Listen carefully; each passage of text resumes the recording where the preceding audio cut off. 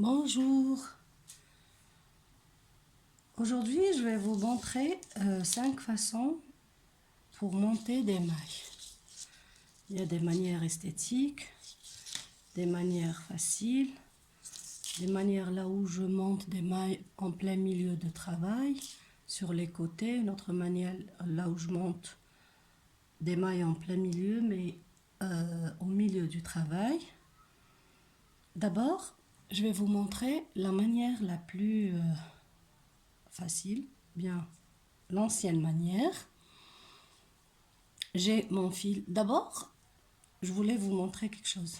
Quand par exemple, j'essaie de monter par exemple une vingtaine de mailles, je laisse un petit morceau et je tourne mon fil 20 fois sur mon aiguille, comme ça.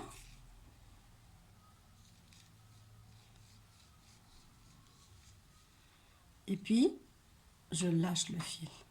Et je mets cette partie-là sur mon doigt et l'autre partie sur l'autre main. Ça, c'est une manière. En tout cas, je fais toujours ça. La première manière de monter mes mailles, c'est celle-là. J'ai toujours ce fil-là, le bout ici, sur la main gauche. Je tourne mon fil, comme ça. Je fais rentrer dans mon aiguille. Je tourne le fil de la main droite. Je sors celui de gauche, comme ça. Voilà. Et je sors celui de gauche, comme ça. Voilà.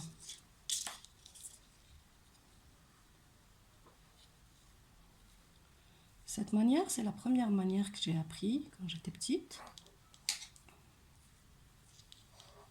Elle est commode aussi pour les aiguilles, les longs aiguilles.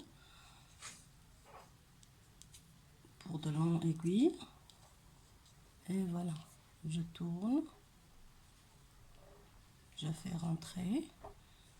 Je mets le fil à gauche et je le sors. Et là, j'ai des mailles montées. Et voilà. Je vais agrandir un petit peu l'image. Voilà. J'ai mes mailles ici.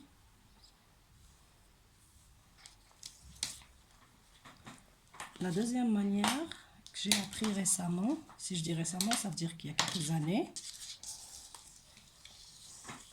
Toujours le bout du fil sur cette main-là, gauche. Et puis, je tourne mon fil sur mes deux doigts. Je vais minimiser un petit peu. Voilà, sur mes deux doigts. Je prends le reste ici. Je mets mon aiguille ici. Puis, je tourne le fil d'en bas, qui est sur mon pouce. Je mets le fil qui est sur mon index. Puis, je sors le fil. Attendez, je vais reprendre. Il a échappé. Voilà. Je mets le fil ici. Et ça, c'est la deuxième manière. Voilà. Et là,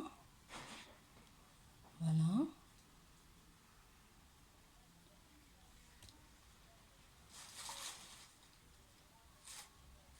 Voilà. Et j'ai mes mailles. Une troisième manière, c'est la manière qui me permet d'avoir, c'est une manière esthétique. Regardez mes côtes là. J'utilise souvent quand je fais des côtes de 2, ça c'est des manches. Et puis là mon fils, regardez, c'est une manière esthétique. En plus, elle permet l'élasticité de mes côtes. Regardez. S'étirent et reviennent à leur place. Pour cette manière-là, en général, comme je viens de vous dire, je la fais quand je fais des côtes de 2. Toujours, regardez, j'ai toujours ce fil-là. Mais regardez, au début, au lieu d'avoir le fil comme ça, sur le pouce, je l'ai comme ça, de l'intérieur. Et là, je fais ma maille et je sors. La deuxième maille, elle se fait normale, comme ça. Comme pour le deuxième modèle. Et comme ça. Regardez, au lieu d'avoir le fil comme ça, je l'ai comme ça. Je tourne mon fil et voilà. La cinquième maille, parce que la première, elle a été faite seule. Comme ça. Alors, je tourne le fil, comme ça, de l'intérieur, je sors mon fil, et comme ça. Puis, fil de l'extérieur,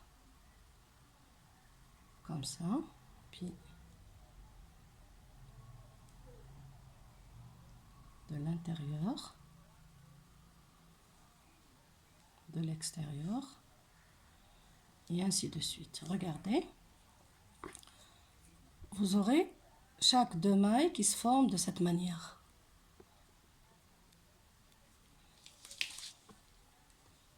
Celui-là, qui prend ces deux mailles-là ensemble et permet l'élasticité de mes côtes.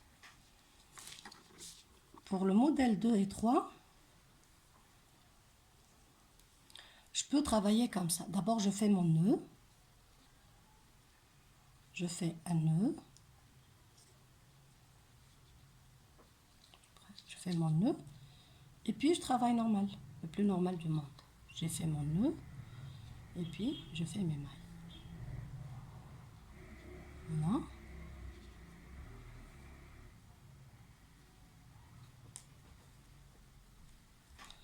Là, je suis au quatrième modèle.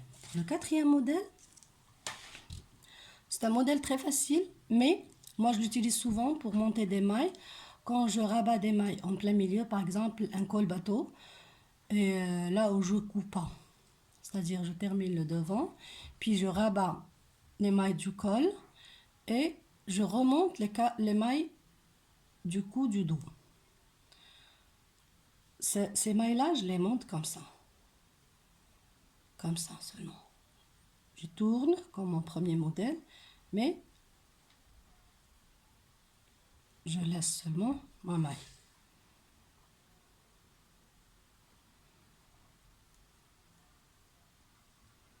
Comme ça. Voilà.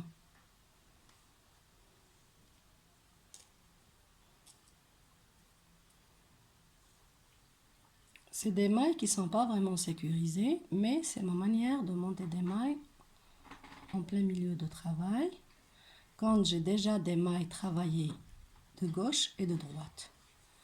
Et là, voici les mailles, comment elles se présentent.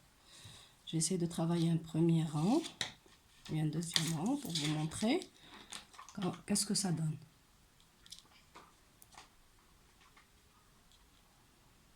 Ils sont un petit peu délicats, car comme je viens de vous dire, ils ne sont pas sécurisés. Je les prends avec le doigt. Et voilà. Surtout la première maille.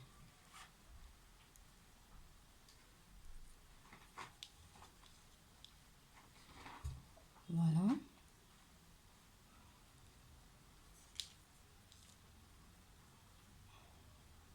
Je fais des mailles à l'endroit. Je ne fais pas des mailles à l'endroit torse, car le travail ne sera pas vraiment beau à voir. Voilà.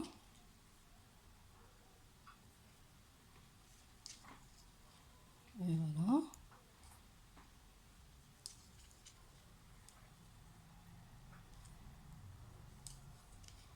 Voilà.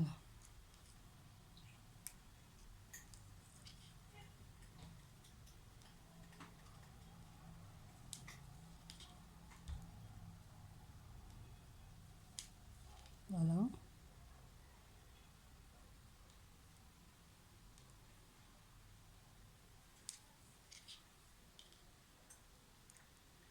Et voilà. Voilà. Ça, c'est mes mailles. Après un premier rang. Je termine ainsi. Pour mon 5e et dernier modèle, ou bien ma dernière façon de monter des mailles, j'utilise cette manière-là. Parfois, on fait des pulls, on commence par le bas, et dès qu'on arrive aux manches, on les monte au fur et à mesure. Sans coudre, on monte les mailles. Pardon. Je suis de retour, je m'excuse, c'était ma chienne qui aboyait, c'est sûr qu'elle a entendu quelque chose.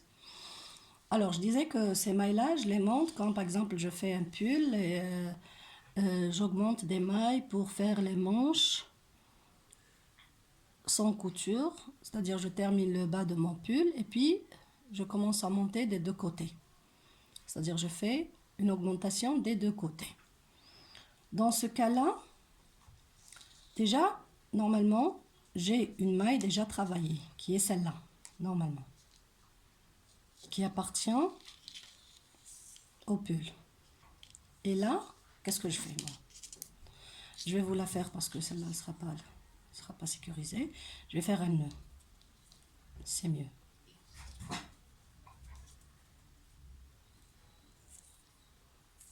Et voilà. Je le mets sur cette aiguille-là, sur l'aiguille de gauche, et je commence à travailler. Parfois aussi, vous pouvez monter avec cette façon-là et commencer avec un petit fil. C'est-à-dire, si vous ne voulez pas gaspiller du fil, vous faites le nœud juste ici. Et vous montez avec cette manière, même si vous n'êtes pas en train de faire des augmentations des deux côtés. Dans ce cas-là, regardez. Je travaille ma maille à l'endroit et au lieu de la rabattre, je la rends sur mon aiguille de gauche. Et je la reprends, une maille à l'endroit, et je tire. Au lieu de rabattre celle-là, je la laisse et je mets celle-là encore sur l'aiguille de gauche. Je reprends la dernière maille déjà travaillée et je fais ma maille à l'endroit et je rabats, je ne fais pas glisser les mailles et je remets celle-là.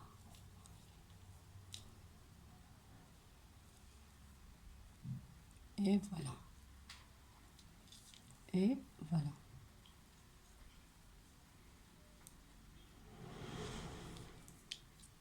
Je fais et je remets la maille. Une dernière. Et je remets la maille. Comme ça. Et là, j'ai mes mailles et je commence mon travail. C'est des mailles sécurisées qui ressemblent à tous les montages. Il n'y a pas de souci. Une dernière astuce. Si par exemple vous êtes en train de faire une écharpe infinie ou un snoot et vous n'allez pas utiliser des aiguilles circulaires et vous allez coudre à la fin.